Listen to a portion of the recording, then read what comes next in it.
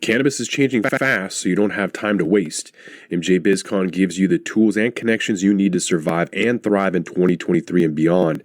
Join us in Vegas, November 15th through the 18th. You'll find 35,000 power players in cannabis, 1,400 vendors who will fuel your growth, and fact-based insights on election results, growth projections, regulatory reform, and business management. It's your one real shot to gain a competitive edge in cannabis, so get your tickets today at mjbizcon.com and get 10% off with the promo code PODCAST.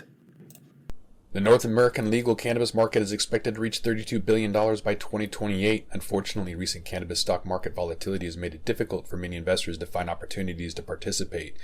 Pure Verde Cannabis is in position to become a leader in the pharmaceutical cannabis movement through technology, innovation, and growth. As one of Oklahoma's top private label manufacturers, Pure Verde is seeking investment to help them bring their A-game business model to other states. To learn more about investing in Pure Verde, their 13 brand private label brands, and the advantages of being located in Oklahoma, go to pureverdecannabis.com/investors. This is not financial advice. Before making any investment purchases, we strongly recommend that you consult with your own financial investment advisor. We are Pro Cannabis Media.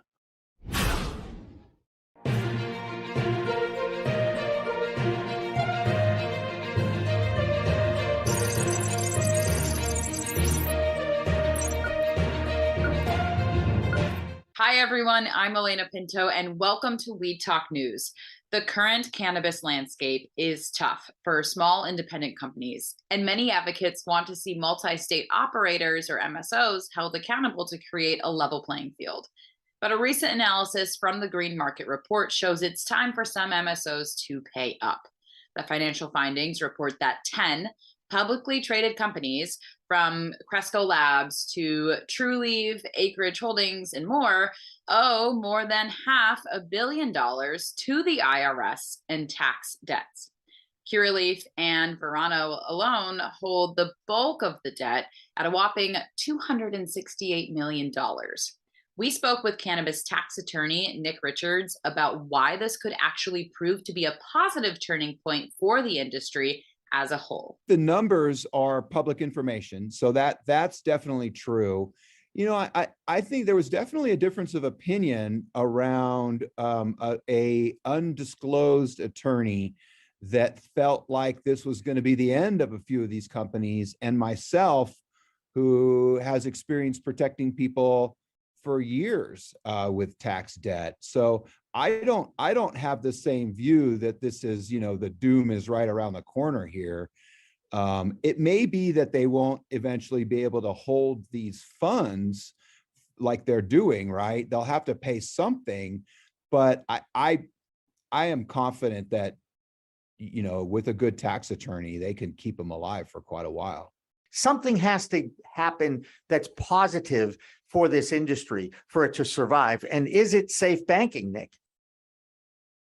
That would give the industry a big shot in the arm for sure. It doesn't do away with the financial bottom line problems for the industry because it doesn't do away with Section 280E, but it opens up the door to traditional financing, which is what a lot of these companies need. And even the MSOs now are going, well, gosh, now we're not getting that private fund financing anymore. They need traditional financing now as well.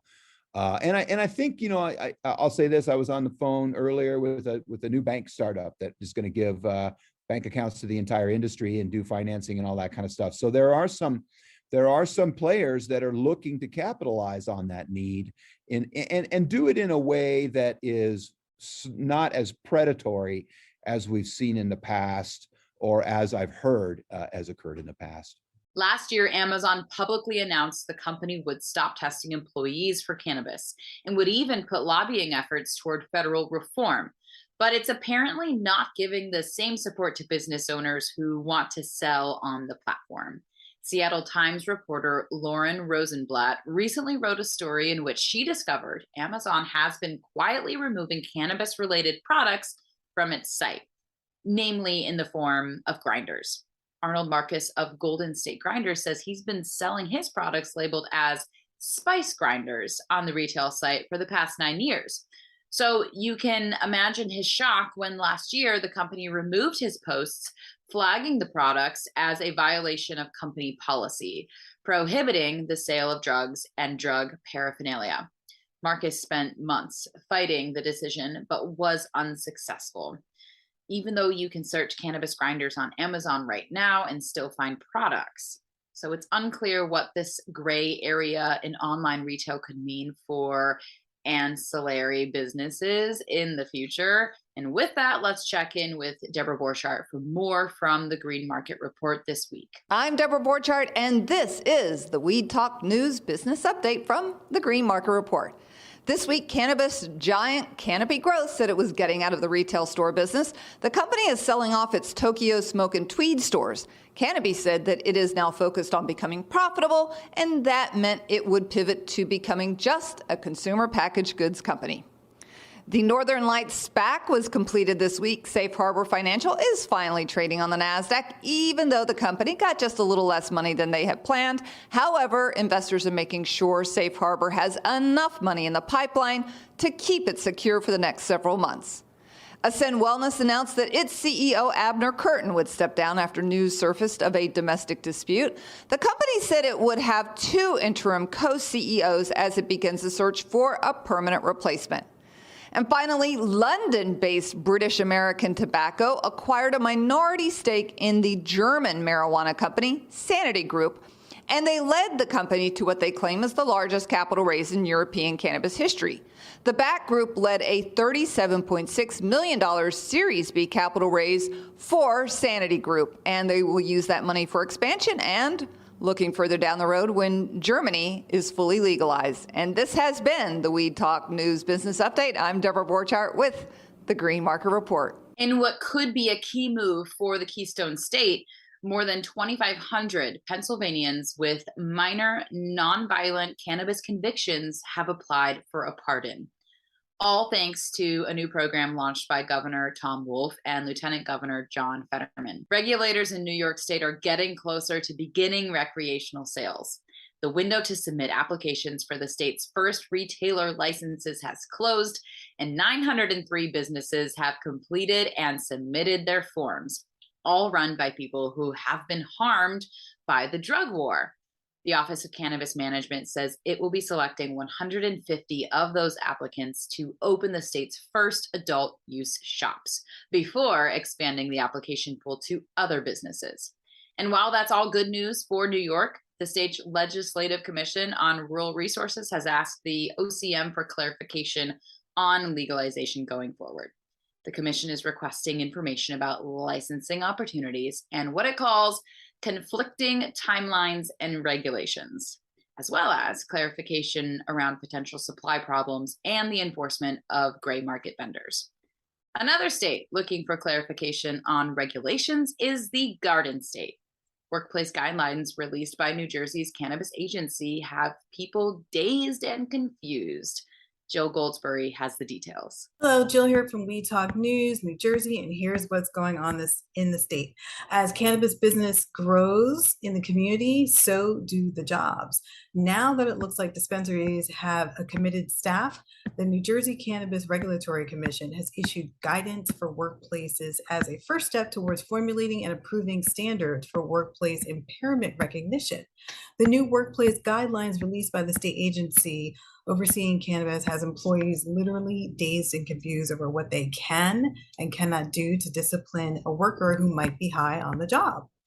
The guidance and reasonable suspicion observation report form issued by the New Jersey CRC are meant to support the employer's right to create and maintain a safe work environment and to affirm the employee's right to due process. In addition, the guidance states that employees cannot be acted against solely due to the fact that there is cannabis present in their system. But employers will still have the right to drug test on reasonable suspicion of impairment. So then there's that.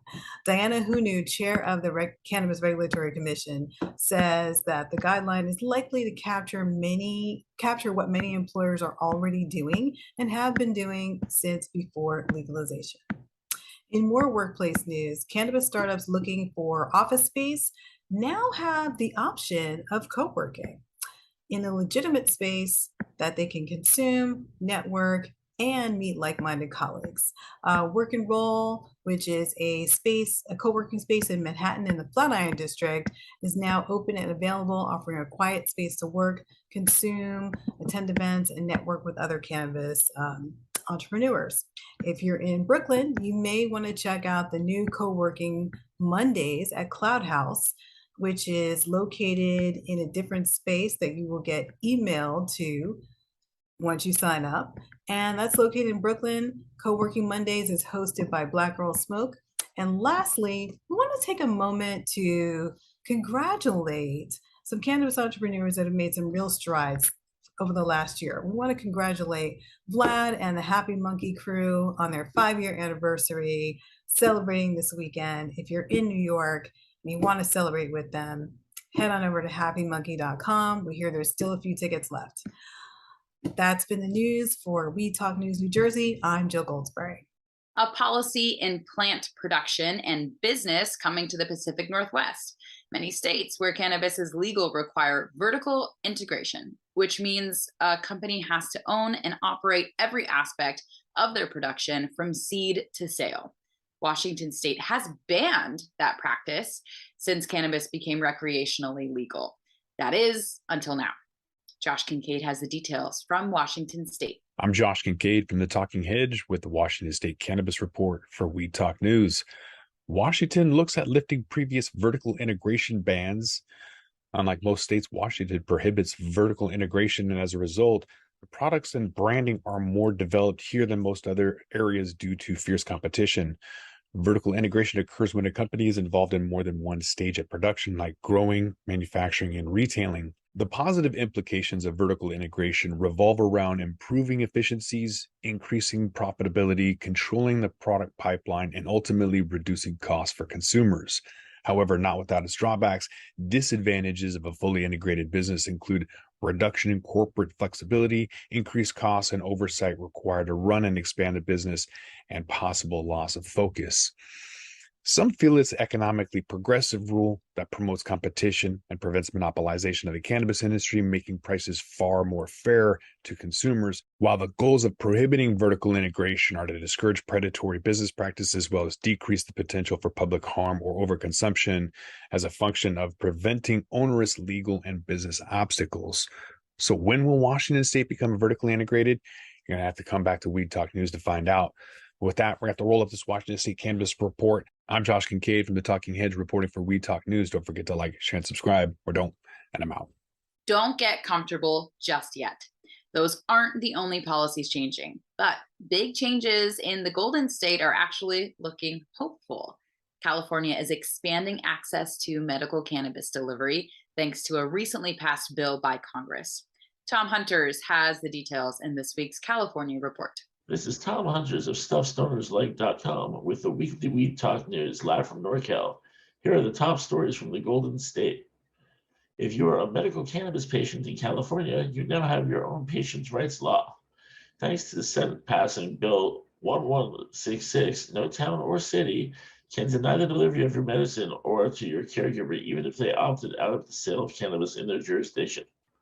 Even though this new law won't go into effect until January 1, 2024, this will prohibit localities from banning medical cannabis delivery. The California Department of Cannabis Control seeks $128 million in penalties from illegal cannabis businesses. The California Department of Cannabis Control is seeking $128 million in penalties from illegal cannabis businesses that regulators say produced and sold products in the state for more than a year without a license.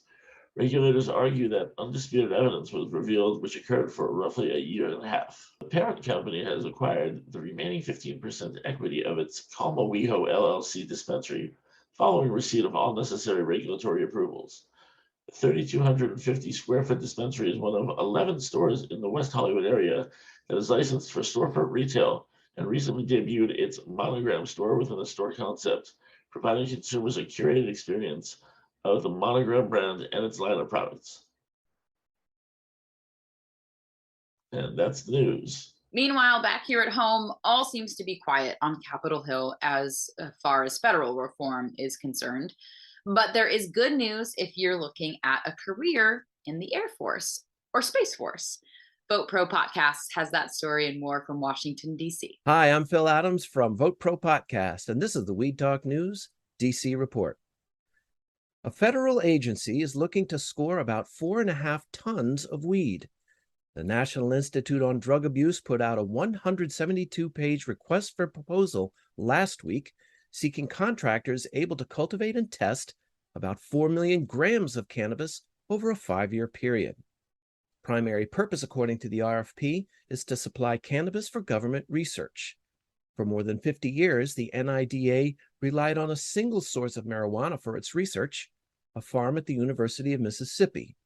In recent years, however, other growers have applied for and received Schedule I research licenses from the Drug Enforcement Administration. Only those growers will be able to apply to the RFP. A single positive THC test soon may not automatically get you permanently barred from the U.S. Air Force or Space Force. The two branches of the military announced the change in drug screening policy last week. Previously, one positive drug test would be enough to keep a person out of either service for life.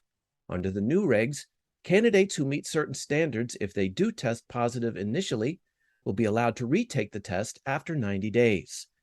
The reform is expected to take effect as soon as 2024, pending completion and review of a 2-year, pardon the expression, pilot program. That's the Weed Talk News DC report for this week. I'm Phil Adams from Vote Pro Podcast. The state of Massachusetts is getting a new cannabis control commissioner. Her name is in headlines all over the internet, but more for questions than congratulations. Weed Talk News producer Tori Chamberlain explains what's happening in this week's Bay State Report. Hey guys, it's Tori Chamberlain, and here's what's going on in Massachusetts this week. The Boston Herald reported just this week that Shannon O'Brien, the newly appointed chair of the Massachusetts Cannabis Control Commission, is coming under the microscope just as she takes helm as the new chair of the agency. The Herald found that O'Brien is currently listed as owner and partner of Greenfield Greenery, dating all the way back to the company's 2020 application for a cultivation license. O'Brien even represented herself as the company's CEO as recently as June 2021 at a zoning meeting in Greenfield. And at first look, this is not really a favorable position to be a business owner taking charge of policy and regulations for an entire state. However, the businesses that she is currently tied to, O'Brien, have only been granted a provisional license so far, so they haven't actually been given full approval to operate throughout the state. So things aren't totally set in stone yet. And furthermore, a spokesperson for the Cannabis Control Commission recently said that the agency is aware of O'Brien's connection to these businesses and that a change of ownership request has actually already been filed. It just hasn't been processed yet. So this is another testament to just how long things take in the procedural sphere of the cannabis industry. So we'll have to see how that ownership request all shakes out. And in other news, cannabis testing company ACT Laboratories, or ACT Laboratories, has agreed to acquire Salem-based CDX Analytics, which is another lab. ACT's CEO says, quote, expanding our footprint not only enables us to take better advantage of our investments in new technology, but also allows us to better anticipate regulatory trends and leverage standardized best practices across our network, meaning all of the cannabis industry. We're in a world of weed right now where there's really not much regulation or oversight on labs, so it'll be really interesting to see where this partnership takes the forefront of cannabis testing and technology in the very near future. And finally, Boston-founded brand Hitman, Tega Hitman, is back in town from their new home in Los Angeles for the Best of New England competition. I am judging the flower category of a bunch of companies who have submitted their best, so I'll be giving you a full recap of that event and all the awards next week. For now, that's it happening in Massachusetts this week. I'm Weed Talk News producer Tori Chamberlain. And finally, Pro Cannabis Media is going live next week from the heart of the Bay State for a one-of-a-kind event. Our own Jimmy Young will be live at the High Lifestyle Show in Boxborough featuring Cheech, Marin, as well as the Whalers, and so much more. So tune in to next week to see all of the antics live as they unfold. And until next time, remember, it's a whole new world of weed out there, so use it wisely. I'm Elena Pinto for Pro Cannabis Media. With that, we're going to roll this one up. I'm Josh Kincaid. This is The Talking Hedge. Don't forget to like, share, and subscribe, or don't, and I'm out. Don't forget to smash that like button on your way out and check out these other videos that we've got.